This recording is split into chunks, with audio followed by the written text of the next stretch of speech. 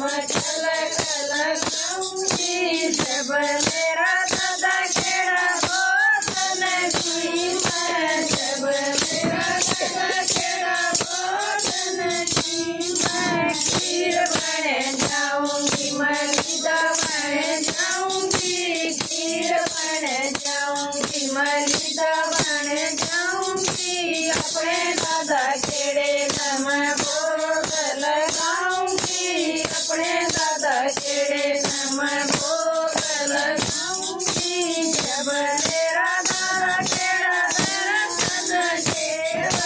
जब मेरा दादा खेड़ा दर्शन देव चरण में लड़ जाऊंगी पाया में पड़ जाऊंगी चरण में लौट जाऊंगी पाया में पड़ जाऊंगी अपने दादा खेड़े के मैं दर्शन पाऊंगी अपने दादा खेड़े के मैं दर्शन पाऊंगी जब मेरा दादा खेड़ा वरदान बांध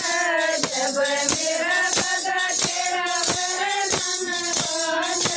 थोड़ी भर जाऊंगी मैं थोड़ा भर जाऊंगी थोड़ी भर जाऊंगी मैं थोड़ा भर जाऊंगी अपने दादा खेड़े के मैं दर्शन पाऊंगी अपने दादा खेड़े न मैं